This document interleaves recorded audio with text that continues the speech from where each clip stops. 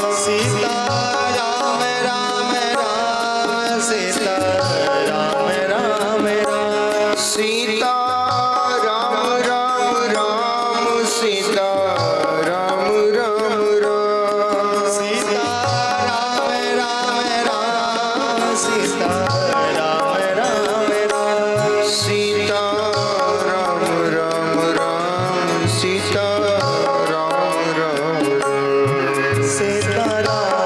राम राम सीता राम राम राम सीता राम राम राम सीता राम राम राम ओ सीता राम राम राम सीता राम राम राम सीता राम राम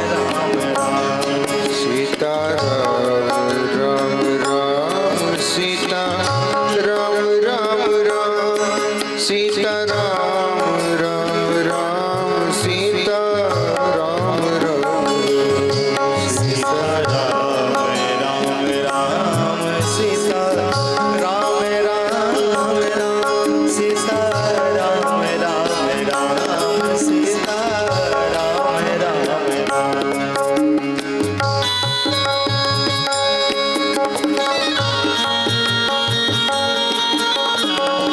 सभी ताली सेवा करते हुए गाइए जय हो।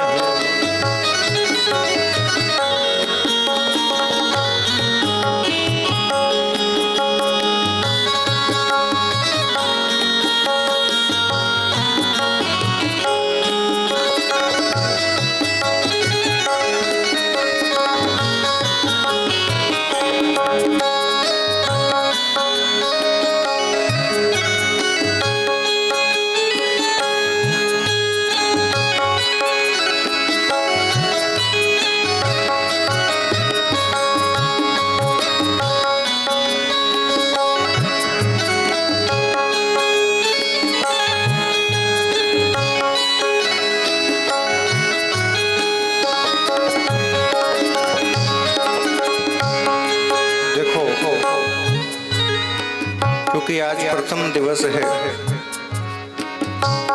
थोड़ा आपको मैं नियम बताऊं। आपने अक्सर कथाओं में देखा होगा कि कथा से पूर्व चाहे कोई भी कथावाचक आए, कीर्तन जरूर कराता है ना? भैया कथा का कीर्तन से क्या लेना देना? क्यों कराते हैं? कीर्तन इसलिए कराया जाता है क्योंकि भैया हम सामान्य जीव हैं, गृहस्थी में परिवार में रहते हैं, हमारे पास कोई साधन नहीं है जिसके द्वारा मन को एकाग्र किया जा सके, जिसके द्वारा संसार से मन को खींचा जा सके। तो संगीत की स्वर लहरियों के द्वारा और उसमें परमात्मा का नाम मिलाकर जब ताल ब्रह्म बजती है, स्वर ब्रह्म प्रकट होता है। देखो ये जो भैया बजा रहे हैं, जो हम गा रहे हैं, ये स्वर ब्रह्म है। ये तबले पे जो बज रही है, ये ताल ब्रह्म है। लेकिन इन्होंने तो ताल ब्रह्म को प्रकट कर लिया, यदि आप ताल ब्रह्म को प्रकट नहीं करोगे तो काम नहीं चलेगा। मुझे बताइए, मैं यदि भोजन करूंगा तो मेरा पेट भरेगा क्या आपका? कहो कहो, अरे भैया जोर से कहो ना, आपका तो नहीं भरेगा ना? पक्का? तो भैया जब हम गाएंगे तो हमारा कल्याण होगा, ये गाएंगे तो इनका कल्याण होगा, और आप गाओगे तो भैया आपको कल्याण करना है कि नहीं?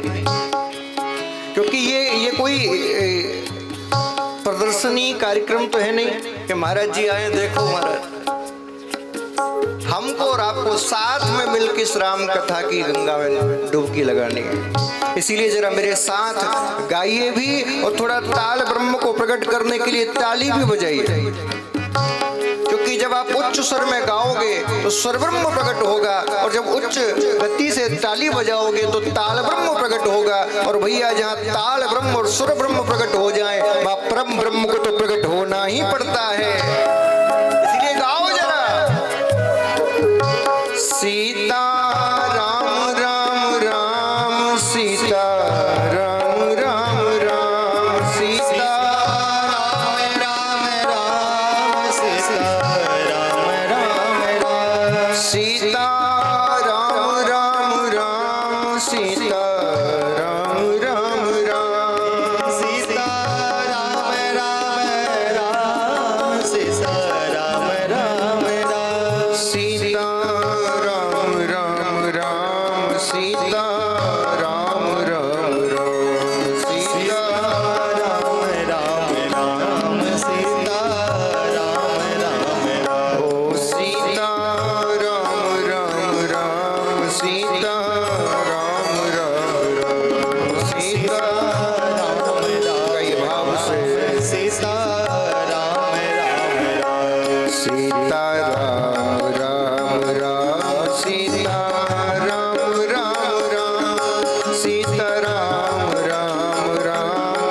सीता राम राम राम सीता राम। आपसे 40 सेवा करते हुए हरि बोल। राम राम सीता राम राम राम सीता राम राम राम सीता राम राम राम सीता राम राम राम सीता राम राम राम सीता राम राम राम सीता राम राम सीता राम राम राम सीता राम राम राम सीता राम राम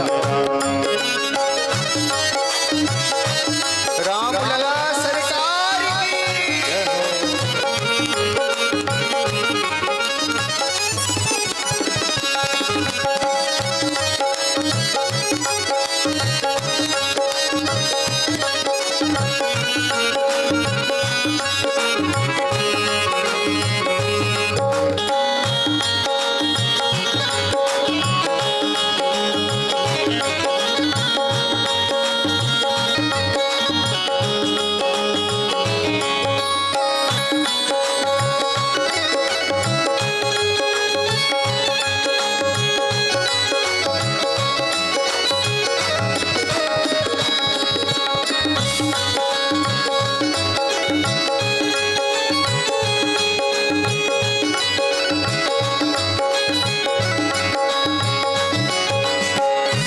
सीता राम राम राम सीता राम राम राम सीता राम राम राम सीता राम राम राम ओ सीता राम राम राम सीता राम राम राम सीता राम राम राम सीता राम राम राम ओ सीता राम राम राम सीता राम राम राम सीता राम राम राम सीता राम राम राम सीता राम राम राम सीता राम राम राम सीता राम राम राम सीता राम राम राम सीता राम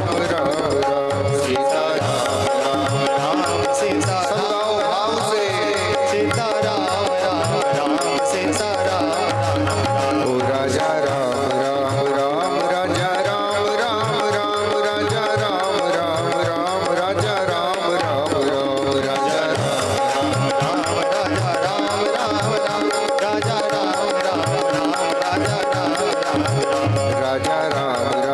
राजा राम राम राजा राम राम राम राजा राम राम राम राजा राम राम राम राजा राम राम राम राजा राजा राम राम राम राजा राम राम राम राजा राम राम ओ राजा राम राम राम राजा राम राम राम राजा राम राम राजा राम राम राम राजा राम राम राम राजा राम राम राम राजा राम राम राजा राम राम राम राजा राम राम राम राजा राम राम राम राजा राम राम राम राजा राम राम राम राजा राम राम राम राजा राम राम राम राजा राम राम राम राजा राम राम राम राजा राम राम राम राजा राम राम राम राजा राम राम राम राजा राम राम राम ओ राजा राम राम राम राजा राम राम राम राजा राम राम राम राजा राम राम राम राजा राम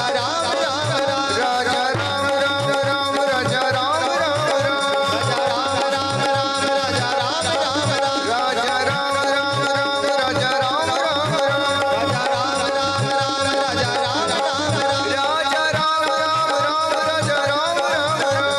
राम राजा राम राम राम राजा राम राम राम ओ राजा राम राम राम राजा राम राम राम राजा राम राम राम राजा राम राम राम राजा राम राम राम राजा राम राम राम राजा राम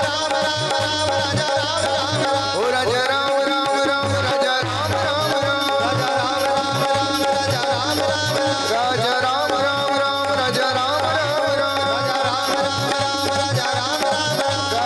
राजा राम राम राम राजा राम राम राम राजा राम राम राम राजा राम राम राम राजा राम राम राम राजा राम राम राम राजा राम राम राम राजा राम राम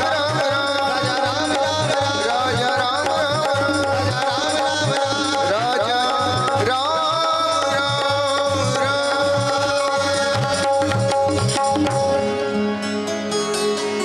राजा सीता राम राम राम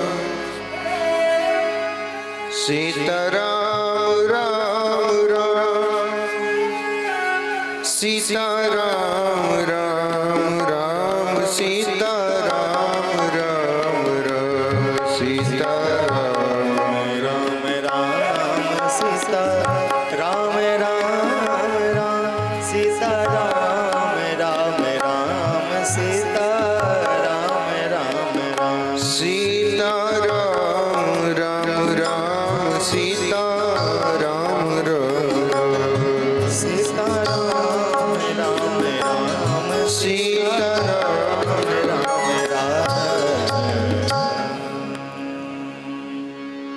राघव सरकार की, रामलला सरकार की, पार्वती पते हर हर महा।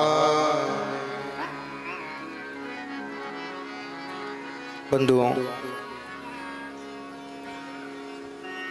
बड़े आनंद का विषय है इस झारखंड की पावन भूमि में विराजमान होके कर्दम ऋषि की तपस्थली इस कोडरमा के चित्र में विराजमान हम और आप सब दिव्य राम कथा की पावन गंगा में अवगाहन करने के लिए जा रहे हैं। देखो, क्योंकि आज प्रथम दिन है तो कुछ बातें मैं आपसे स्पष्ट कह दूं। ये कथा कोई प्रवचन नहीं है कि मैं यहां बैठा बैठा सुनाऊं और बस आप मुंडी हिलाते रहो। ये कथा क्या है? ये कथा है व्यास और यजमान का संवाद। जब तक दोनों में संवाद नहीं होगा तब तक कथा में रस नहीं आएगा। क्योंकि मैं केवल अपना ज्ञान आपको देता रहूं और आपके महाराज सिर के ऊपर से निकले तो कोई मतलब नहीं है ऐसी कथा का। गोस्वामी जी तो लिखते हैं कि ये कथा पावन कब होगी? तो कहा, श्रोता वक्ता ज्ञान निधि कथा राम की गूढ़। जब कथा का श्रोता और कथा का वक्ता दोनों एक जैसी स्थिति पर आ जाएंगे तब वो कथा राम की गूढ़ हो जाएगी। आप बताइए, क्या आप इस कथा को दिव्य और भव्य बनाना चाहते हैं या 7 दिन तक केवल मनोरंजन करना चाहते हैं? कहिए कहिए। हाँ भैया, आप बताइए। दिव्य और भव्य तो वो मेरे अकेले के करने से थोड़ी हो गए। एक बात बताऊं, कथा किसी व्यास के मन से नहीं होती, कथा श्रोताओं के हृदय से होती है। आप जितने भी श्रोता यहां बैठे हैं, जिस कामना को लेकर, जिस भावना को लेकर इस व्यासपीठ के सामने उपस्थित होते हो, मैं आपसे हृदय की बात कह रहा हूं। परमात्मा उन सब भक्तों की कामनाओं को व्यास के हृदय में प्रकट करके उनके समाधान करने के लिए इस कथा को व्यास के हृदय में प्रकट कर देता है और वही कथा आपके लिए दिव्य बन जाती है। मैंने कितनी बार ये प्रैक्टिकल करके देखा है। घर से बोले आज ये कथाएं सुनाएंगे और जैसे ही व्यासपीठ पर बैठे मंगलाचरण किया और श्रोताओं का मुख देखा तो वो सब कथाएं भूल गए और जो कथाएं कभी नहीं पढ़ी वो पता नहीं कहां से सुना दी। बाद में YouTube पर जब सुना कि ये कथा तो कभी पढ़ी नहीं, इसे सुनाई कहां से, तो हमने एक बार गुरुजी से पूछा। हमने कहा, गुरुजी एक बात बताइए, कई बार ऐसा होता है कि जिन कथाओं को कभी सुना नहीं, पढ़ा नहीं, फिर भी जब व्यासपीठ पे बैठते हैं तो उन कथाओं को कह देते हैं, ऐसा क्यों होता है? तो गुरुजी ने कहा, बोले बेटा, ये व्यासपीठ तुम किसकी समझते हो? ये व्यासपीठ किसी व्यक्ति विशेष की नहीं है। ये व्यासपीठ साक्षात नारायण की व्यासपीठ है और इस व्यासपीठ पर जो व्यक्ति बैठता है वो नारायण का स्वरूप हो जाता है, उसमें नारायण की शक्ति आ जाती है। और नारायण तो भक्त वत्सला हैं, वो अपने भक्तों की सब भावनाओं को देखकर उनके अनुरूप व्यास के हृदय में कथा को प्रकट कर देते हैं। इसलिए कहते हैं व्यासाय विष्णु रूपाय। व्यास विष्णु का रूप है। तो भैया कल से एक नियम है कि थोड़ा आगे आगे बैठा करो और आगे वो बैठना तो थोड़ा मुस्कुराते हुए हो। कई बार हम देखते हैं आगे कथा में ऐसे ऐसे बैठ जाते मुंह लटका, ऐसा लगता है पूरे भारत की जिम्मेदारी इन्हीं के ऊपर है। अच्छा, एक व्यक्ति बैठा एक जगह कथा में, हमने कहा भैया थोड़ा हंस भी दिया करो। बोले महाराज जी मैं बहुत हंसता हूँ। हमने कहा दिखते तो है नहीं। बोले क्या करूँ, इतनी जिम्मेदारियों का बोझ मैंने झेला है कि उनके झेलते झेलते मेरा मुंह ही ऐसा हो गया है। बंधुओं, आप कीर्तन कर पाओ ना कर पाओ, मंदिर जा पाओ ना जा पाओ, कथा सुन पाओ ना कर सुन पाओ, यज्ञ कर पाओ ना कर पाओ, एक सरल और साधारण भक्ति बता रहा हूं, इसको कर लिया तो जीवन में कभी दुख नहीं आएगा। आज से एक नियम बना लीजिए, जीवन की हर एक परिस्थिति में मुस्कुराना सीख जाइए, यही सबसे बड़ी भक्ति है। क्या सीख जाइए? जोर से कहिए। मंदिर क्यों जाते हैं? दर्शन करने। बोलो बोलो, क्यों जाते हैं? हाँ माता जी बताओ, किसका आशीर्वाद लेने? एक व्यक्ति की पत्नी खो गई मेले में। अब राम जी का मंदिर गांव में बड़ा प्रसिद्ध, बेचारा रोता रोता गया। पुजारी जी ने कहा क्यों रो रहा है? मत पूछो महाराज, बता तो सही। अरे पत्नी मेला में घूमने गई थी, खो गई। तो क्या चाहते हो? महाराज 1.25 मन का प्रसाद चढ़ाऊंगा राम जी पर मेरी पत्नी मिल जाए। अच्छा, बगल में एक और पुजारी बैठा था, वो हनुमान मंदिर का था। उसने कहा 1.25 मनी का प्रसाद, प्रसाद के साथ दक्षिणा भी देगा, ऐसे यजमान को तो अपने पास बुलाया जाए। तो यजमान से कहा, बोले इधर आओ। बोले हाँ क्या हो गया? बोले पत्नी खो गई। अच्छा तो यहाँ क्या कर रहे हो? अरे बोले आप नहीं जानते, ये राम जी हैं, जब इन्होंने अपनी ढूंढ ली तो मेरी भी ढूंढ लेंगे, इसीलिए इनके पास आया हूं। उसने कहा सुनो इधर आओ। बोले हाँ। तुम गलत आदमी के पास आए हो। बोले क्यों? बोले जब ये खुद की ना ढूंढ पाए तो तुम्हारी कहां से ढूंढेंगे? बोले क्या मतलब? बोले तो वनों में भटक रहे थे, हे खग हे मृग मधुकर श्रेणी, तुम देखी सीता मृग नैनी। ये तो वृक्षों से लताओं से पताओं से पूछते फिर रहे थे इनको अपनी पत्नी कहाँ मिली। तो बोले किसको कैसे मिली? बोले वो तो हमारे हनुमान ढूंढ के लाए, तब तो इनकी पत्नी मिली। हमारे हनुमान ही तो खबर लेने गए थे। तो भैया तू मेरे साथ हमारे हनुमान जी के मंदिर पे चढ़ और 1.25 मनी का प्रसाद चढ़ा, तब तेरी मिलेगी। जो इनकी ढूंढ के लाए वही तेरी लाएंगे। आज ज्यादातर लोग मंदिरों में केवल अपनी कामनाओं को लेकर जाते हैं। हाँ जी, लेकिन मैं आपसे हृदय की बात कह रहा हूं, ये मंदिर कामनाओं की पूर्ति के लिए बनाए ही नहीं गए थे।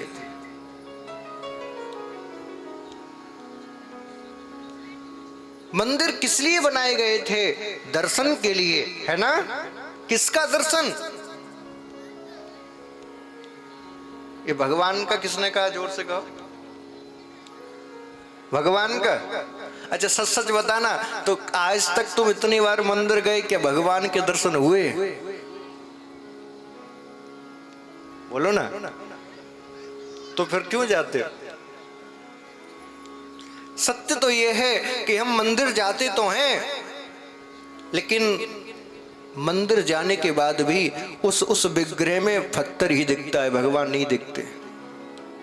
मूर्ति ही दिखती है, भगवान नहीं दिखते। मंदिर दर्शन के लिए जाया जाता है। अब वो दर्शन कौन सा है जरा सीख लो।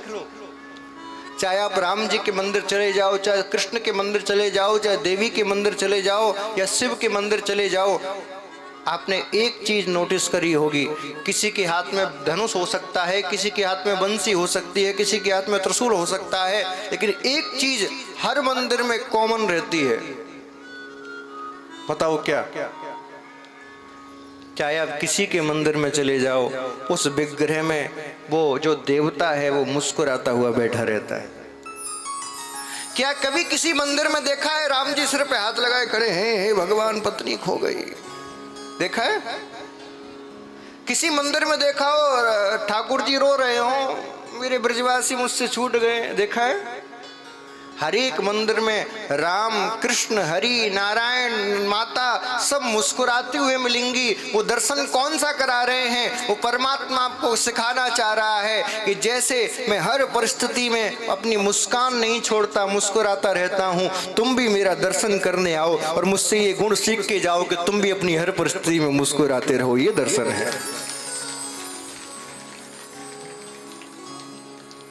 अब कई लोग तो मैं देखता हूं भगवान के सामने जाके भी रोने लग जाते हैं। भगवान कहते मूर्ख आदमी, मैं हंसने के लिए बैठा हूं तो रो रहा है। अरे ये तो मुस्कुराने की जगह है।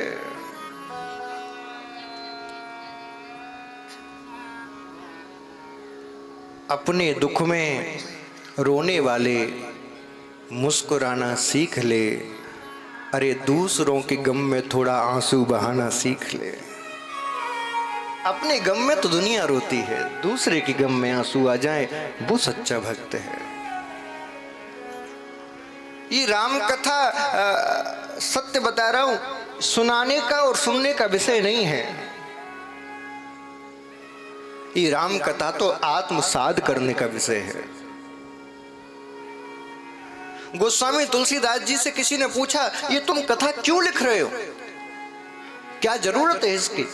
किसको सुना रहे हो? आजकल मैं देखता हूं, मुझे बड़ी हंसी आती है ऐसे लोगों पर फोन आता है, महाराज जी हमें कथा करानी है। हमने कहा ठीक है हो जाएगी, बताओ। वो हमें तो हनुमान जी को सुनानी है। हमने कहा क्यों, हनुमान जी में क्या बिगड़ गए हैं जो उनको राम कथा सुना के सुधारा जाए? हमें तो देवताओं को सुनानी है। हाँ देवता सुधरे तो सुधर जाए, हम नहीं सुधरेंगे। भैया ये कथा हनुमान जी के लिए, देवताओं के लिए नहीं है। ये कथा हमारे और तुम्हारे लिए है कि हम इनको सुने, जीवन में धारण करें और अपने जीवन में कुछ सुधार लाएं। गोस्वामी जी से कहा आप किसके सुनाने के लिए कथा लिख रहे हो? तो उन्होंने कहा स्वांत सुखाय तुलसी रघुनाथ गाथा। मैं किसी व्यक्ति को सुनाने के लिए नहीं लिख रहा हूं, मैं तो खुद के मन को सुनाने के लिए, सुधारने के लिए इस कथा को लिख रहा हूं। आप चिंतन करिए, जब इसका लेखक ही खुद को सुधारने की बात कर रहा है तो हम क्यों परमात्मा को सुधारने के पीछे पड़े हैं? इसीलिए आज के बाद कभी कथा कराने का मन हो, कथा सुनने का मन हो और किसी व्यास को बुलाना हो तो कहना व्यास जी हमारे मन में संसार के बहुत विकार भर गए हैं, अत्यधिक प्रयास करने के बाद भी हम उन विकारों से मुक्ति नहीं पा रहे हैं। आप कृपा करके आइए और हमारे हृदय के विकारों को भगवान की कथा से दूर करके हमें परमात्मा के योग्य बना दीजिए। बस इतनी सी आपसे प्रार्थना है, इसलिए कथा सुनाएंगे। राम कथा की शुरुआत होती है प्रणाम से। गोस्वामी तुलसीदास जी यहाँ सबको प्रणाम करते हैं। अच्छा मुझे बताइए प्रणाम क्यों किया जाता है?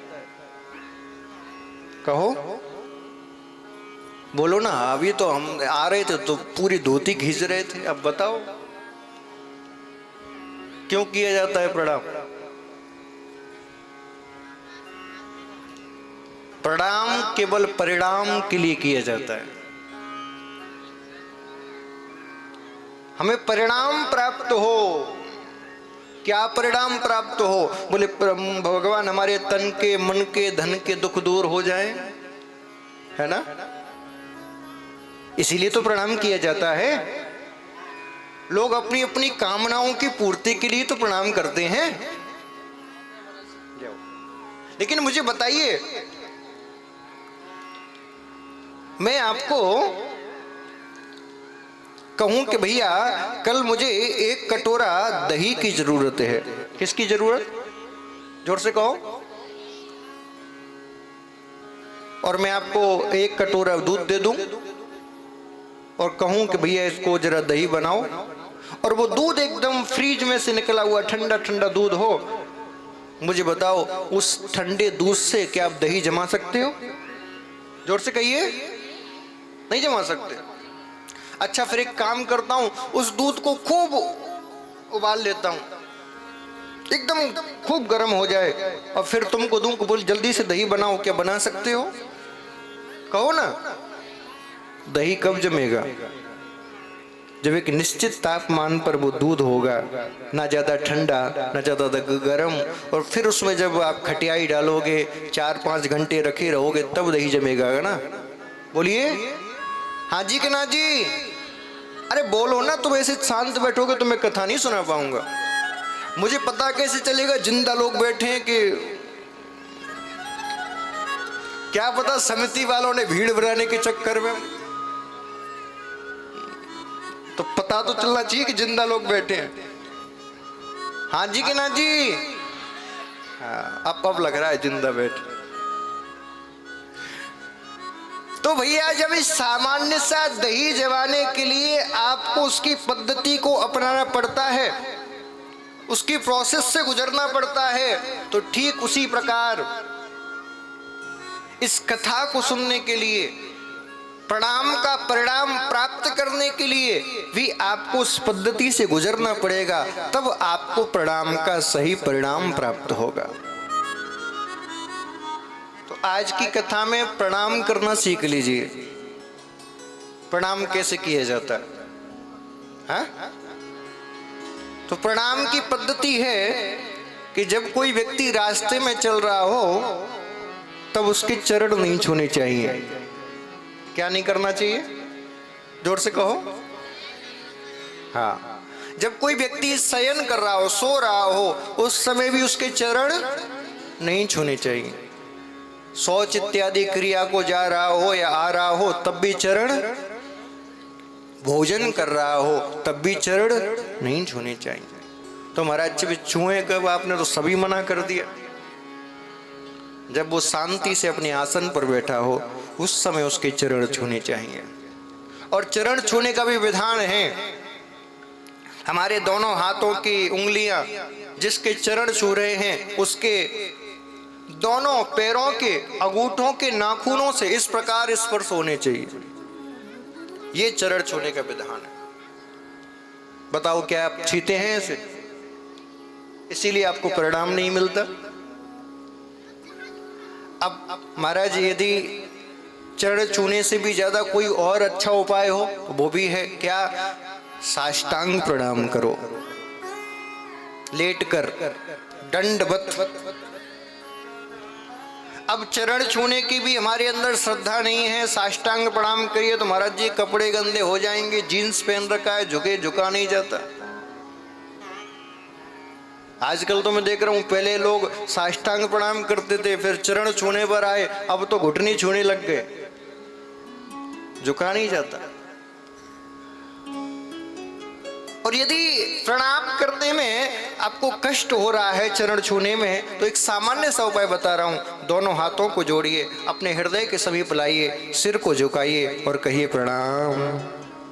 हो गया प्रणाम। अब इसमें कुछ नियम हैं। जितनी भी माताएं बहनें बैठी हैं उनके लिए, माता बहनों को कभी भी साष्टांग प्रणाम किसी भी व्यक्ति को नहीं करना चाहिए। मंदिर में भगवान को भी नहीं करना चाहिए साष्टांग प्रणाम, यानी कि लेट कर। समझ में आ गया? दूसरा नियम, माता बहनों को अपने पति के अलावा किसी के चरण भी नहीं छूने चाहिए। किसके अलावा?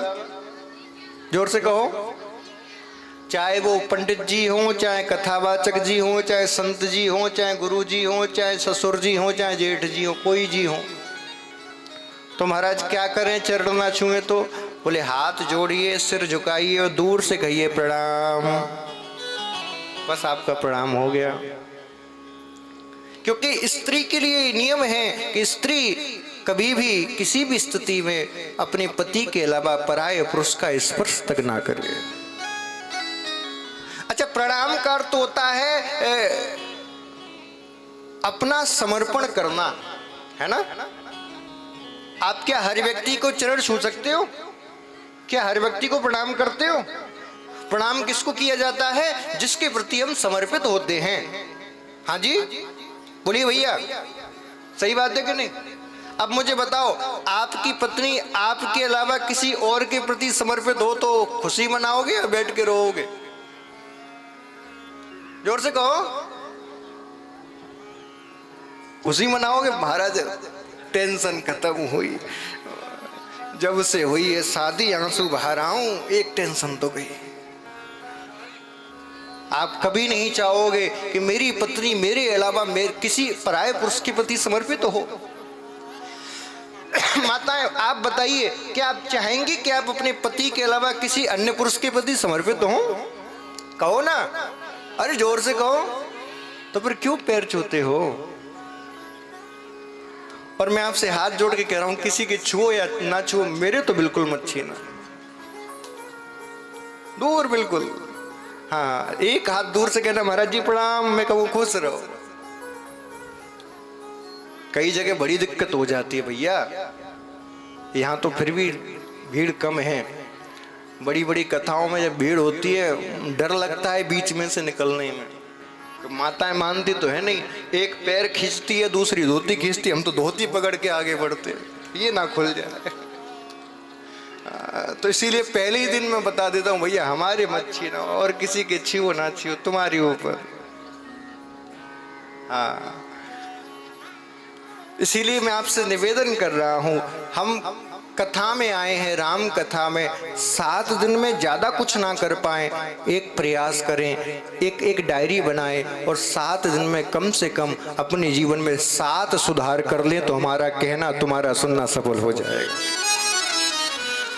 ज्यादा मत करिए, एक डायरी बनाइए और नियम बना के जाइए। इस 7 दिन की कथा में एक अच्छाई सीखनी है और अपने जीवन से एक बुराई निकालनी है, बस इतना कर दीजिए। तो हमारे जो समिति वाले बेचारे इतनी मेहनत करते हैं, उनकी मेहनत भी सफल हो जाएगी। राम कथा का प्रारंभ हो रहा है। गोस्वामी तुलसीदास जी वर्णन कर रहे हैं। वर्णानामर्थ संघाना रसानां छन्दसामपि मंगलानां च कर्तारौ वन्दे वाणी विनायको।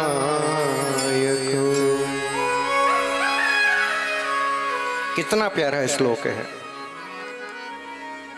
वर्णानाम अर्थ संघानाम रसानाम छंदसामपि। प्रथम श्लोक में गोस्वामी जी कह रहे हैं इस रामचरितमानस में क्या है, बड़े अक्षरों, अर्थों, रसों, छंदों का समूह है। और पहली श्लोक में प्रणाम किसको किया? मंगलानाम च कर्तारौ वंदे वाणी विनायको। अच्छा मुझे बताइए, हम कोई भी शुभ काम करते हैं तो पहले किसका पूजन करते हैं? कहिए कहिए। गणेश जी का करते हैं ना। अब यहाँ गोस्वामी जी कह रहे हैं वंदे वाणी विनायको। इसका मतलब गणेश जी से पहले सरस्वती जी को प्रणाम कर रहे हैं। अब ऐसा क्यों किया इन्होंने? किसी ने गोस्वामी जी से पूछा, बोले महाराज आपने तो परंपरा ही तोड़ दी, पहले गणेश जी को प्रणाम करने का विधान है, आपने तो सरस्वती माँ को प्रणाम कर दिया, ऐसा क्यों किया? तो तुलसीदास जी हाथ जोड़कर बोले भैया एक बात बताओ, गणेश जी क्या करते हैं? बोले गणेश जी बुद्धि के दाता हैं। अच्छा, बहुत अच्छी बात। और माँ सरस्वती बोले ये वाणी की देवी हैं, वाणी प्रदान करती हैं। गोस्वामी जी ने कहा भैया मेरे अंदर कितनी भी बुद्धि आ जाए, यदि उस बुद्धि का प्रयोग मैं अपनी वाणी के द्वारा ना कर पाऊं, मुझे वाणी ही प्राप्त ना हो, तो बताओ क्या वो बुद्धि किसी काम की है? कहो ना। कितने ऐसे लोगों को मैं जानता हूं बुद्धि बड़ी तीव्र है, लेकिन माइक हाथ में दे दो तो कांपने लग जाते हैं, 2 शब्द ना बोल पाए। शास्त्रों का ज्ञान अथाह है, लेकिन स्टेज पे बोल नहीं सकते, वाणी नहीं है। तो मुझे बताओ, क्या वो ज्ञान किसी मतलब का है? गोस्वामी तुलसीदास जी ने कहा, इसीलिए मैं पहले वाणी की देवी सरस्वती को प्रणाम कर रहा हूं और कह रहा हूं, हे सरस्वती मैया, आप मुझे बोलने की ताकत दे दो। जब आप मुझे ताकत दे दोगे तो फिर गणेश जी को प्रणाम करके बुद्धि भी प्राप्त कर लूंगा, और बुद्धि और शक्ति जब दोनों प्राप्त हो जाएंगी तो इस भारत भूमि में फिर से राम का झंडा लहरा जाएगा, फिर से रामलला की जय जयकार हो जाएगी। इसीलिए पहले वाणी की देवी को प्रणाम किया। और देखो कितना सुंदर समय है कि अब ये नवरात्रा का दिन चल रहे हैं। अच्छा, आपने एक चीज गौर की हो, इनको नवरात्रा कहा जाता है ना? 9 दिन क्यों नहीं कहते, रात्रि क्यों कहते हैं? क्योंकि भैया इन 9 रात्रियों में विशेष रूप से रात्रि काल में ही साधनाएं की जाती हैं, विशेष रूप से। और रात्रि काल में साधना करने का एक नियम और है। क्या बोले, दिन की सूर्य उदय के समय और सूर्य अस्त तक इतनी शोरगुल होती है, संसार के इतने व्यर्थ के काम होते हैं कि उन कामों के जरिए हम परमात्मा में ध्यान लगा ही नहीं पाते। इसीलिए भारतीय सनातनी परंपरा में नवरात्रा बनाए गए। बोले, दिन में तुम्हें जो संसार के काम करने हैं वो करते रहो, लेकिन रात्रि में एकांत में बैठ के और जब माँ की आराधना करोगे तो आपको संपूर्ण माँ की आशीर्वाद, उनका दिव्य शक्तियाँ प्राप्त हो जाएंगी। और देखो कितनी सुंदर बात है कि दिन में तो हम यज्ञ करते हैं और रात्रि में इस कथा के द्वारा, ये कथा कुछ और नहीं है, माँ की आराधना ही है। माँ की आराधना के द्वारा नारायण की प्राप्ति का प्रयोजन हम कर रहे हैं, माँ की आराधना। क्योंकि भैया हम राम को प्राप्त करना चाहते हैं, हम कृष्ण को प्राप्त करना चाहते हैं। और क्षमा करना, राम और कृष्ण बिना माँ की आराधना के, बिना माँ की कृपा के प्राप्त नहीं हो सकते। आप कहोगे महाराज जी कैसे कह रहे हो ये बात? तो प्रमाण है। त्रेता युग में जानकी जी को राम मिले, मुझे बताओ किसकी कृपा से मिले? राम जी को प्राप्त करने से पहले जानकी ने मां की आराधना की। जय जय गिरवर राज किशोरी, जय महेश मुख चंद्र चकोरी, जय गज बदन सड़ानन माता। मां की आराधना करिए। जब माँ की आराधना करी तब माँ ने वरदान दिया, मन जाहि राज हो मिले सोई वर सहज सुंदर सांबरो। तो बंधुओं, त्रेता में जानकी को राम माँ की कृपा से प्राप्त हुए। अब द्वापर की बात कर लो। द्वापर में उन ब्रजांगनाओं को, उन ब्रज की कन्याओं को माँ की आराधना से कृष्ण प्राप्त हुए। कात्यायनी महायोगिन धीश्वरी, नंद गोप सुतम देवी, पतिम मे कुरुते नमः। द्वापर में उन ब्रजांगनाओं ने कात्यायनी माँ की आराधना की, तब कृष्ण प्राप्त हुए। भैया, जब त्रेता में माँ की आराधना से राम मिल सकते हैं, द्वापर में माँ की आराधना से कृष्ण मिल सकते हैं, तो इस कलिकाल में इस कोडरमा की पावन भूमि में बैठ के हम और आप सब जब राम की माँ की आराधना करें तो हमें नारायण क्या नहीं मिल सकते? मुझे बताइए ना। जरूर मिलेंगे। इसीलिए थोड़ा इस नवरात्रा में थोड़ा साधना में जीवन जिए।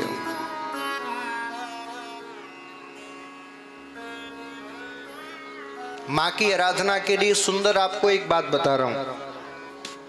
यदि आप चाहते हो हमारे ऊपर माँ की कृपा हो तो एक उपाय करना, रात्रि में हो सके तो कम भोजन करना और ना करो तो ज़्यादा अच्छा है, क्योंकि भोजन हमारे शरीर में आलस्य पैदा करता है और आलस्य व्यक्ति का सबसे बड़ा शत्रु होता है। एक उपाय बता रहा हूं, सुनिए। कथा से जाने के बाद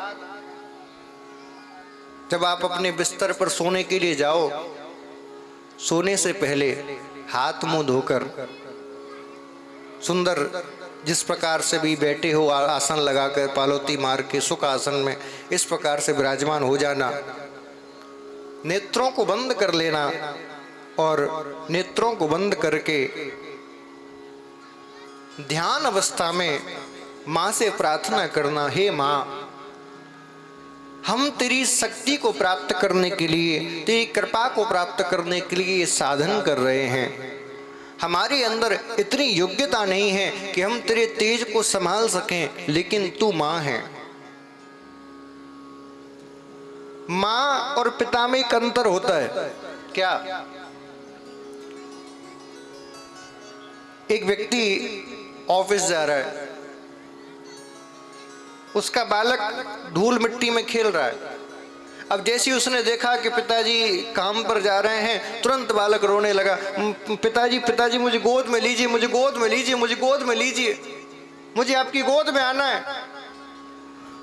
अब पिताजी देख रहे हैं मैंने व्हाइट कोट पहन रखा है, व्हाइट शर्ट एकदम फ्रेश की हुई, और ये धूल मिट्टी से पूरा नहाया हुआ है, कहीं मैंने इसे गोद में लिया तो मेरे कपड़े खराब हो जाएंगे, ऑफिस के लिए वैसे ही लेट हूं। वो पिता क्या करेगा? वो तुरंत आवाज लगाएगा, अरे सुनती हो, जरा इधर आओ, क्या हो गया? अरे देखो ये कितना रो रहा है गोद में आने के लिए, देखो कितना गंदा हो रहा है, इसको उठाओ, जरा इसको साफ करो। माँ ने कितनी भी महंगी साड़ी क्यों ना पहनी हो, कितना भी बड़े से बड़े ब्यूटी पार्लर में मेकअप करा के क्यों ना आई हो, वो तुरंत उस धूल दूषित बालक को उठाएगी, उस साफ करेगी, नहलाएगी, धुलाएगी, और सुंदर स्वरूप बनाकर पिता के गोद में जैसे ही देगी, पिता तुरंत उसको अपने हृदय से लगा लेगा। यही बस स्थिति है हमारी और आपकी। हम भी उस बालक की तरह धूल दूषित हैं। हमारे अंदर काम, क्रोध, लोभ, मद, मोह, ईर्ष्या की धूल पड़ी हुई है। हम परमात्मा से कहते हैं परमात्मा में स्वीकार करो, परमात्मा कहता है तेरे अंदर तो इतनी बुराई है, मैं कैसे स्वीकार करूं? फिर हम कहते हैं बोले ठीक है, इन बुराइयों को समाप्त करने के लिए मैं माँ के पास जा रहा हूँ। इसीलिए हमारे भारत में 4 नवरात्रा बनाई गई। बोले एक नवरात्रा में सफाई ना हो सके तो दूसरी में करवाना, दूसरी में ना हो सके तो तीसरी में करवाना, तीसरी में ना हो सके तो चौथी में करवाना। और माँ के पास जब काम, क्रोध, लोभ, मोह की सफाई हो जाए, आपका मन निर्मल हो जाए, आपका तन निर्मल हो जाए, और जैसे ही मन को निर्मल बना के कृष्ण के राम के पास जाओगे, मैं आपसे सत्य कह रहा हूँ, उसी समय बाह पकड़ के राम कृष्ण आपको अपने हृदय से लगा लेंगे, उसी समय। इसीलिए इन नवरात्रों में अपने मन को, तन को पवित्र करने का प्रयत्न कीजिए, तो आपकी ये नवरात्रा पावन हो जाएंगी।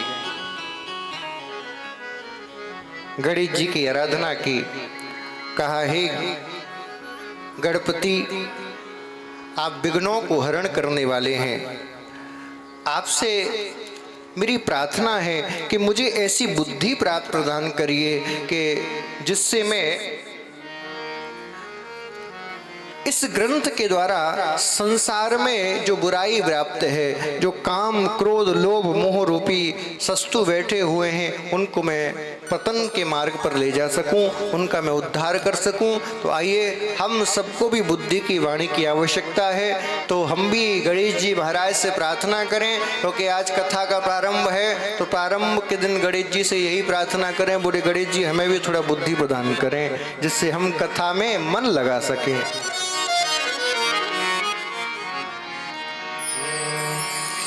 हे बुद्धि के दाता, सब वेदों के ज्ञाता, कहो ना, हे बुद्धि के दाता,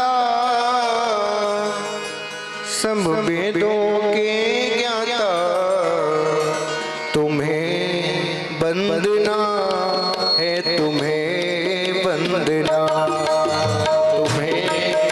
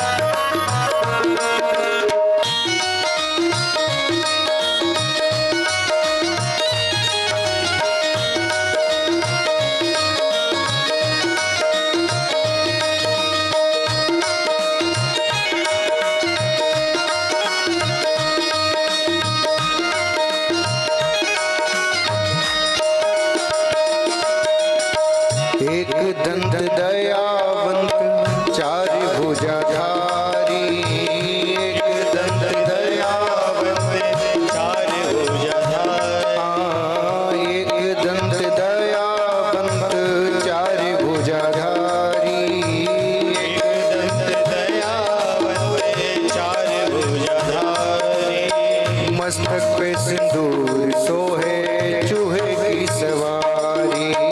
मस्तक पे सिंदूर सोहे चूहे की सवारी। मैया तुम्हें बुलावे, मैया तुम्हें बुलावे, ओ बाबा तुम्हें बुलावे, बाबा तुम्हें बुलावे।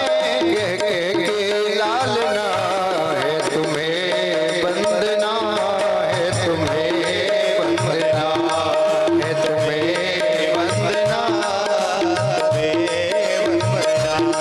हे बुद्धि के दाता सब वेदों के ज्ञाता। हे बुद्धि के दाता सब वेदों के ज्ञाता। है तुम्हें वंदना है, तुम्हें वंदना है। तुम्हें वंदना, तुम्हें वंदना।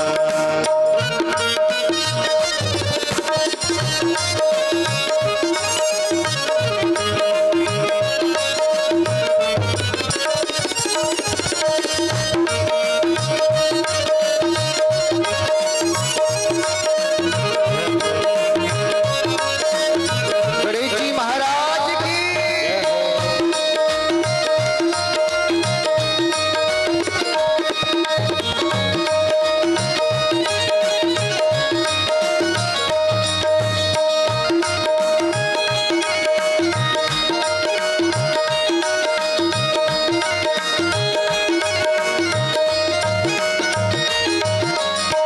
पान चढ़े फूल चढ़े और चढ़े मेवा।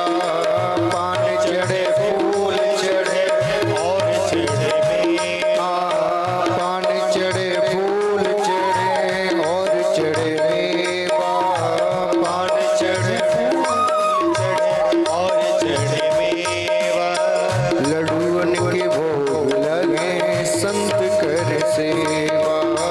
लड्डूअन के भोग लगे संत करे सेवा। बाबा तुम्हें बुलावे, बाबा तुम्हें बुलावे, ओ शंकर तुम्हें बुलावे, शंकर तुम्हें बुलावे। कह कह के लालना है तुम्हें वंदना है, तुम्हें वंदना है, तुम्हें वंदना है, तुम्हें वंदना। हे बुद्धि के दाता सब वेदों के ज्ञाता। हे बुद्धि के दाता सब वेदों के ज्ञाता। ओ हे बुद्धि के दाता सब वेदों के ज्ञाता। हे बुद्धि के दाता भैया सब वेदों के ज्ञाता। है तुम्हें वंदना है, तुम्हें वंदना है, तुम्हें वंदना तुम्हें वंदना। है, तुम्हें वंदना है, तुम्हें वंदना है, तुम्हें वंदना है, तुम्हें वंदना है, तुम्हें वंदना है, तुम्हें वंदना है, तुम्हें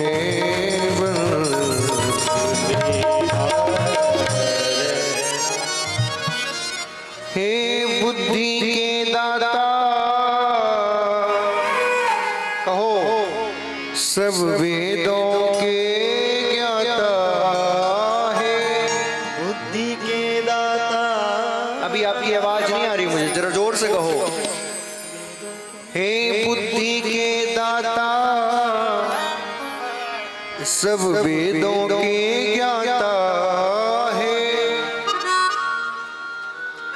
और जोर से के ज्ञाता है, तुम्हें वंदना है, तुम्हें वंदना है, तुम्हें वंदना, तुम्हें वंदना।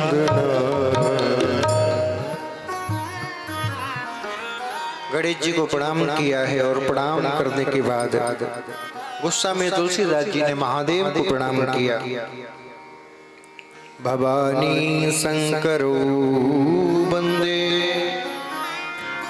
श्रद्धा विश्वास रूपिणो भवानी शंकरौ वंदे श्रद्धा विश्वास रूपिणौ।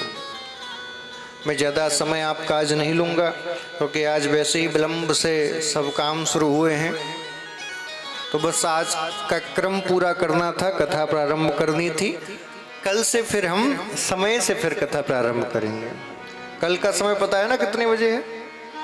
बताओ। हाँ, 7 बजे। 7 बजे तो हमारा है, तुम्हारा 6:30 बजे है ना। आप सब लोग 6:30 बजे तक काम वाम से फ्री होकर आ जाएं, तब 7 से फिर 10-11 बजे जब तक ठाकुर जी की इच्छा होगी कथा चलेगी। आज बस थोड़ा सा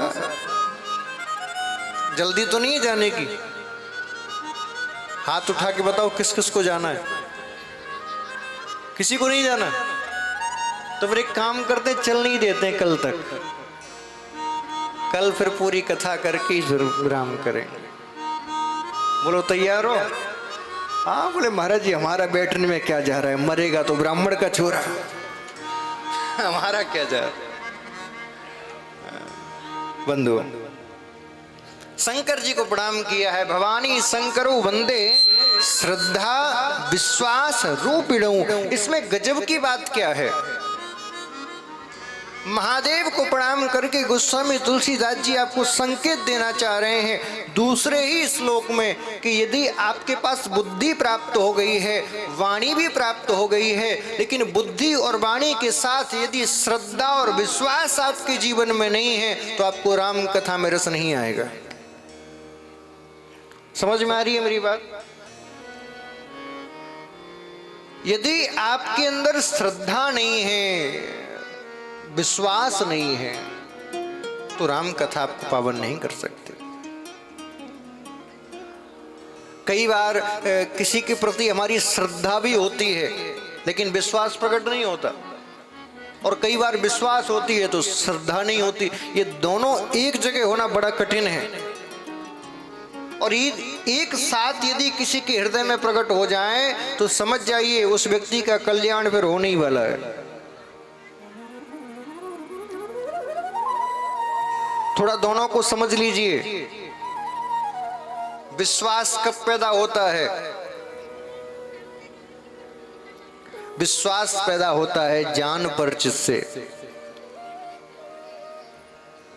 जब तक हम एक दूसरे को जानेंगे नहीं तब तक हमें एक दूसरे पर भरोसा नहीं होगा।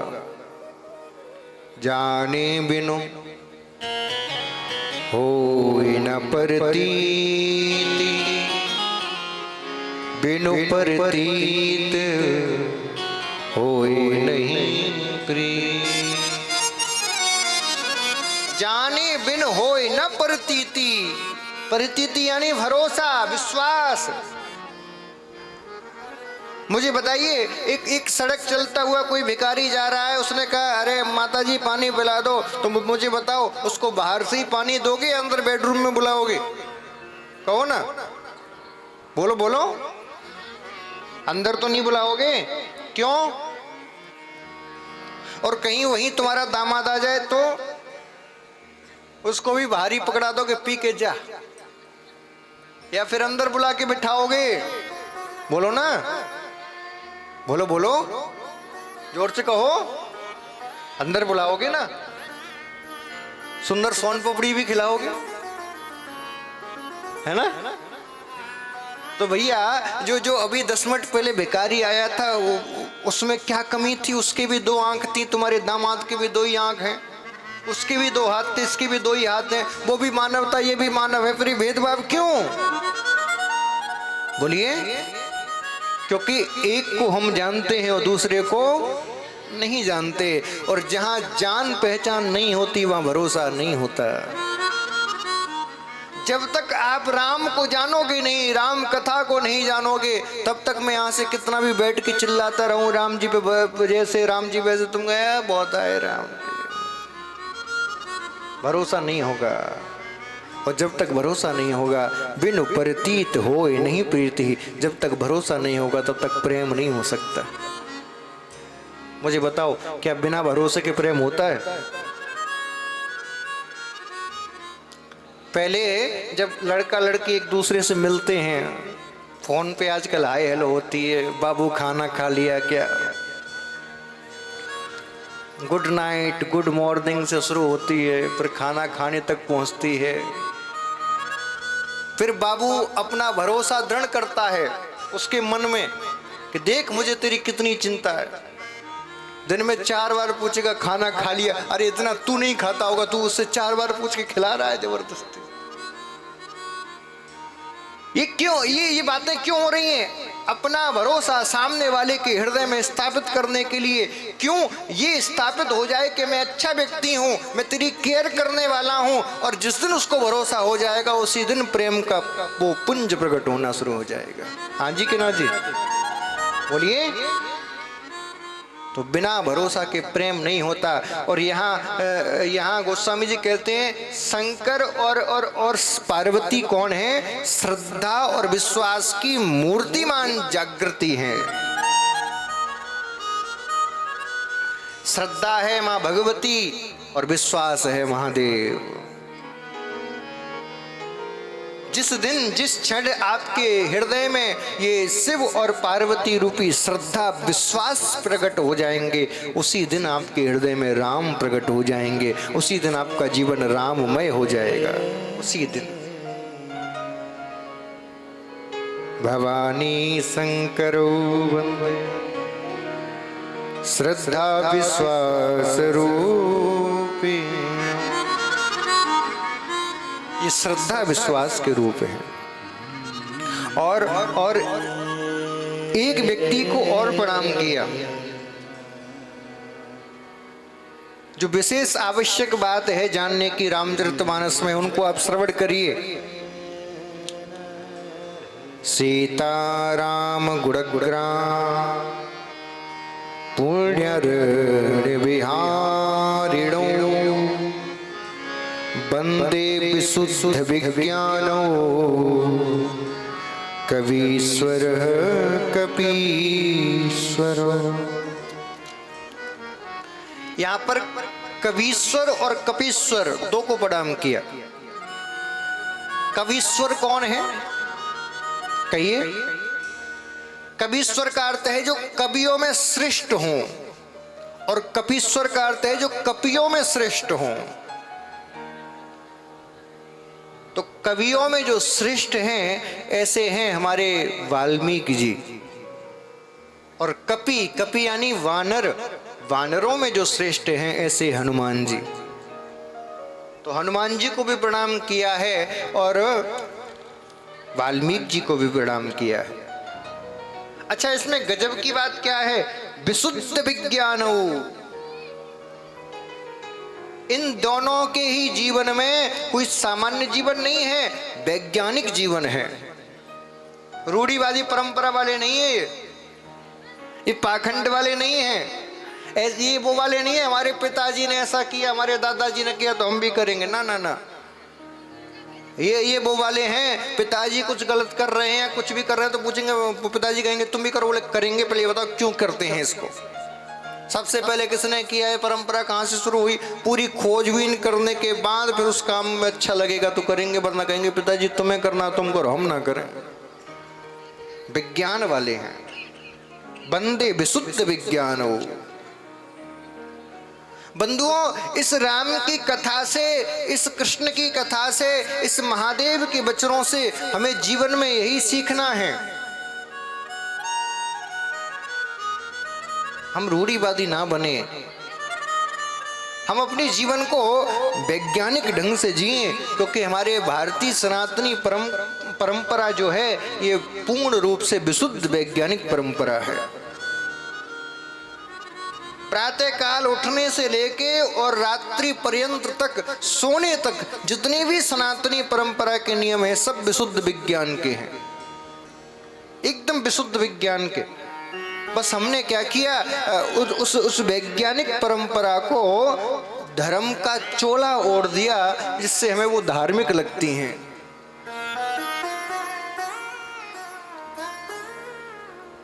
उस वैज्ञानिक परंपरा के जब आप धर्म के चोले से बाहर निकालोगे तब आप भी कवीश्वर बन सकते हो, कपीश्वर बन सकते हो। इसीलिए आपको ये प्रयत्न करना है आज कथा में। आज सबको प्रणाम करते हुए और आज बस गुरुदेव को प्रणाम और हम कर लें, फिर उसके बाद बस कथा विराम, फिर कल पुनः कथा का प्रारंभ करेंगे। बस 10-15 मिनट और, उसके बाद हम विराम की आरती की ओर चलते हैं। तुलसीदास जी वर्णन कर रहे हैं, बंदौ गुरु पद पद्म परागा, बंदौ गुरु पद पदों में परागा, बंदौ गुरु पद परम परागा, बंदौ गुरु पद पदों में परागा, सूरज सुबास सरस अनुरागा, सूरज सुवास सरसे अनुरागा, बंदौ गुरु पद पद्म परागा, बंदौ गुरु पद बंदौ गुरु पद बंदौ गुरु पद्म गोस्वामी तुलसीदास जी गुरुदेव की वंदना करते हुए कहते हैं, मैं अपने गुरुदेव के चरणों की वंदना करता हूं। क्यों चरणों की वंदना क्यों? पूरे गुरुदेव में तुम्हें केवल चरण ही अच्छे लगे? बंधुओं ये याद रखिए, चरण की वंदना क्यों की गई? अच्छा एक बात और बताऊं, चरण की भी वंदना नहीं है, बंदौ गुरु पद पदम परागा, चरण के नीचे जो चरण की रज लगी है उस रज की वंदना है, चरण की भी नहीं है। आपने एक एक एक एक दोहा सुना होगा, श्री गुरु चरण सरोज रज, बोलो बोलो, निज मन मुकुर सुधा, श्री गुरु चरण सरोज रज। ना तो गुरु जी की वंदना, ना गुरु जी के चरण की वंदना, गुरु जी के चरण में जो रज लगी है उसकी वंदना है। और यहाँ पर रामचरितमानस की पहली चौपाई में वही बात कही, वंदौ गुरु पद पदम परागा, मैं गुरुदेव के चरण में लगी हुई उस रज को वंदन करता हूं। क्यों? क्योंकि गुरुदेव के चरण में लगी हुई वो रज क्या है? वो रज कुछ और नहीं है, वो रज है ज्ञान की रज, वो रज है भक्ति की रज, वो रज है श्रद्धा और विश्वास की रज। और जब वो रज गुरुदेव के चरण के द्वारा हमारे मस्तिष्क पर विराजमान होती है तो वो हमारे अंदर ज्ञान, वैराग्य, भक्ति, श्रद्धा, विश्वास प्रकट कर देती है। इसीलिए और एक बात और, गुरुदेव के चरण को तो हम 24 घंटे पकड़ के नहीं रख सकते ना, लेकिन हाँ गुरुदेव के चरण की रज को हमेशा अपने साथ रख सकते हैं। इसलिए गुरुदेव के चरण की रज को प्रणाम किया। अच्छा एक बात और, गुरुदेव जहां रहेंगे केवल उतने भक्तों का कल्याण कर पाएंगे, लेकिन गजब की बात देखिए, गुरुदेव की चरण की रज जहां जहां जाएगी वो समस्त भक्तों के कल्याण कर देगी।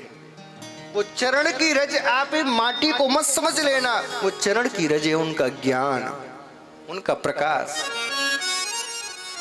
भैया एक बात आपको बताऊं, ये हमारे ग्रंथ सांकेतिक भाषा में लिखे गए हैं, लेकिन हम इसके संकेत को ना समझकर कथा में फंस जाते हैं और बस रूढ़िवादिता शुरू कर देते हैं। एक जगह हम ऐसे इसका व्याख्यान कर रहे थे, दूसरे दिन एक आ गया, महाराज ने कहा बताओ हम आपके चेले। तो हमने कहा हम क्या करें, हम बैठे थे, बढ़िया टाइल्स मार्बल लगी महाराज कमरे में, और तसला भर के मिट्टी भर लाया, तसला भर के। हमने कहा ये क्या है? महाराज इस पर पैर रख दो अपने, उससे क्या होगा? अरे रखो तो सही। हमने कहा लो भैया रख दी। अब बोले अब ये चरण की आपकी रज बन गई, अब इसको मैं अपने घर रखूंगा। अब बताओ उस मिट्टी को अपने घर रखने से क्या हो जाएगा? भैया इन झूठी परंपराओं में मत फंसिए। गुरु के चरण की रज का अर्थ है गुरु जो आपको ज्ञान प्रदान कर रहा है उसको अपने मस्तिष्क में विराजमान करिए, अपने मन में विराजमान करिए। जब गुरुदेव का दिया गया ज्ञान आपकी मन और बुद्धि में विराजमान हो जाएगा तो वो मन और बुद्धि के द्वारा आपके जीवन का कल्याण कर देगा। वंदो गुरु पद पदम परागा। जीवन में कुछ भी करना गुरु एक बार अवश्य बनाना, क्योंकि बिना गुरु के ना तो ज्ञान प्राप्त होता, ना भक्ति प्राप्त होती, ना किसी भी कार्य को करने का फल प्राप्त होता। गोस्वामी जी लिखते हैं, बिन गुरु भव निध तरह न कोई, जो बिरंच शंकर सम होई। शंकर के समान भी तुम साधक क्यों ना हो, फिर भी यदि तुमने गुरु नहीं बनाया होगा तो तुम्हारा उद्धार नहीं होने वाला। शास्त्र कहता है बिना गुरु दीक्षा लिए, बिना गुरु बनाए किसी भी प्रकार का दान का पुण्य, किसी भी प्रकार की यज्ञ का पुण्य, किसी भी प्रकार की कथा का पुण्य, किसी भी प्रकार के व्रत का पुण्य आपको प्राप्त नहीं होता। इसीलिए यदि आप चाहते हैं कि मैं पूर्ण फल प्राप्त हो तो कोई एक सदगुरु अवश्य बनाए। बिना सदगुरु के आपको आपके कर्म का फल प्राप्त नहीं होगा। और गुरु कैसा बनाए? तो एक पुरानी कहावत है, भैया गुरु बनाओ जानकर और पानी पीजो छान कर। गुरु ऐसा होना चाहिए जो आपको इस संसार की व्यर्थ के पाखंड से, व्यर्थ के विवाद से निकालकर और आपके अंदर ही परमात्मा को प्रकट कर दे। आपको भगवान से ना मिलाए, आपको ही भगवत स्वरूप बना दे, ब्रह्ममय कर दे, ऐसा गुरु हो। जो खुद ही अभी रूढ़ी बाध्यता में फंसा हुआ होगा वो तुमको क्या निकालेगा। इसीलिए गुरु भी जान परख के बनाना चाहिए। आजकल गुरुओं की भी बड़ी दुर्दशा है महाराज। गुरु खड़े बाजार में, हमसो दीक्षा ले स्वर्ग जाओ चाहे नरक में, हमें तो पैसा दो, ऐसे गुरु बहुत है। मूड मुड़ाए तीन गुण। आजकल गुरु बनना बड़ा आसान है।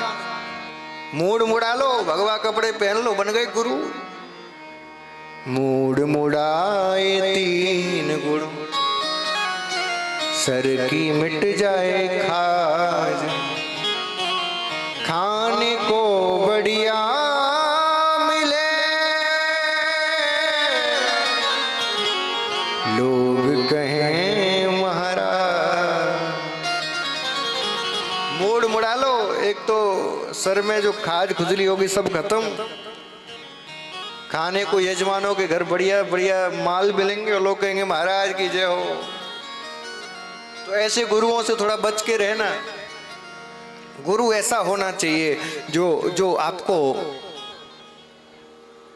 इस संसार के बंधनों से मुक्त कर सके। अच्छा, एक बात और, कई लोगों का प्रश्न होता है, महाराज जी हमारा बयान नहीं हुआ कि हम गुरु बना सकते हैं, या हमारा हो गया तो हम कब बना सकते हैं? जन्म के एक क्षण बाद और मृत्यु के एक क्षण पहले तक आप कभी भी गुरु बना सकते हो, कभी भी बना सकते हो। कई लोग कहते हैं हमें जोड़े से बनाना चाहिए कि अकेले बनाना चाहिए। भैया मुझे बताओ, जब यहां से जाओगे तो जोड़े से जाओगे क्या? गुरु संसार के लिए होता ही नहीं है, गुरु तो संसार से पार जाने के लिए होता है। इसीलिए गुरु बनाओ तो ये सोच के मत बनाओ कि हम जोड़े से बनाए कि ना बनाए, हमें अपना कल्याण करना है तो हम बनाए, दूसरा करे या ना करे। इसलिए जीवन में गुरु अवश्य बनाए। अपने अपने हाथों को जोड़िए, और यदि आपके गुरु हो तो मनी मन में गुरु को प्रणाम करिए, और गुरु ना हो तो कृष्णम वंदे जगत गुरु, कृष्ण संपूर्ण संसार के गुरु हैं, उनको प्रणाम करके कहिए, मोहे लागी लगन गुरु चरण की, मोहे लागी लगन गुरु चरण की, मोहे लागी लगन गुरु, सब गाओ, मोहे लागी लगन गुरु चरण की, मोहे लागी लगन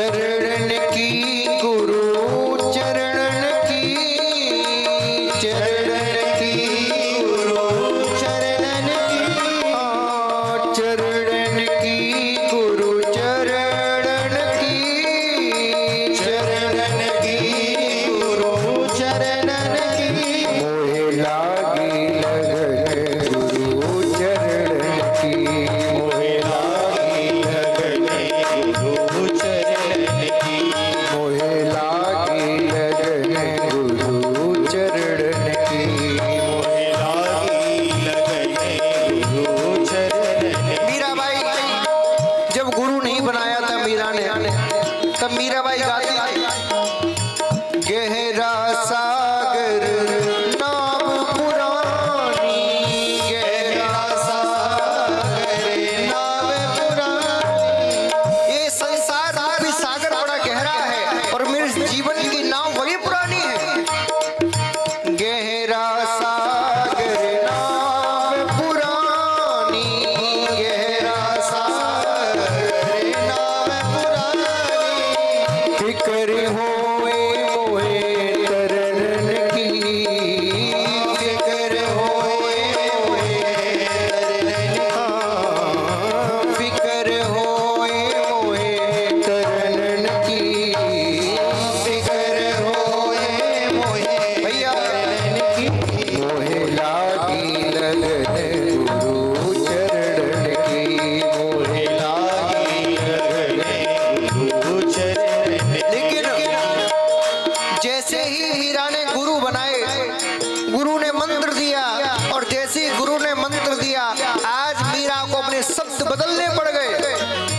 जो मीरा कहती थी गहरा सागर नाव पुरानी, फिकर होई मोई तरन की, अब वो मीरा ने शब्द बदल दिए। वो मीरा क्या कह रही है? भव सागर अब सूख गयो है, भव सागर अब सूख गयो है, भव सागर अब सूख गयो है, भव सागर अब सूख गयो। ओ फिकर नहीं मोहे तरन की, फिकर नहीं मोहे तरन की, मोहे लागी लगन गुरु चरण की, मोहे लागी लगन गुरु चरण की, ओ मोहे लागी लगन गुरु चरण की, मोहे लागी लगन। जरा दोनों हाथ उठाकर गाओ।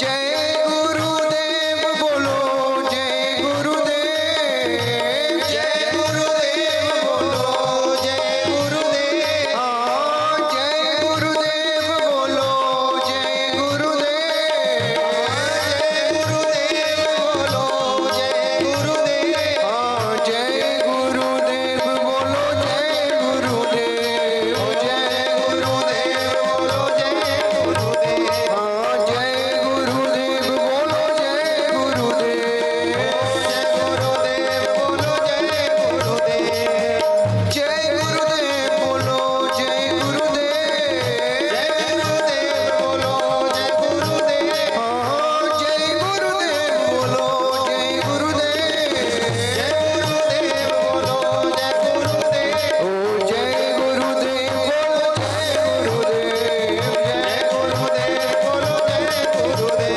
हाँ, जय गुरुदेव बोलो, जय गुरुदेव, जय गुरुदेव बोलो, जय गुरुदेव। ओ जय गुरुदेव बोलो, जय गुरुदेव, जय गुरुदेव बोलो, जय गुरुदेव। हाँ, जय गुरुदेव बोलो, जय गुरुदेव, जय गुरुदेव बोलो, जय गुरुदेव। हाँ, जय गुरुदेव बोलो, जय गुरुदेव, जय गुरुदेव बोलो, जय गुरुदेव। हाँ, जय गुरुदेव बोलो, जय गुरुदेव, जय गुरुदेव बोलो, जय गुरुदेव।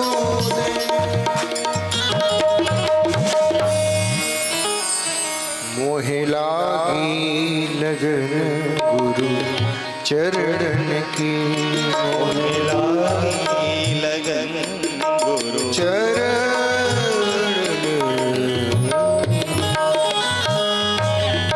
सदगुरुदेव भगवान की, राजा रामचंद्र भगवान। अब आप सब अपने अपने स्थान पर खड़े हो जाइए। दिव्य पावन आरती में हम और आप सब प्रवेश करें। उसके बाद कल से समय का थोड़ा भान रखें।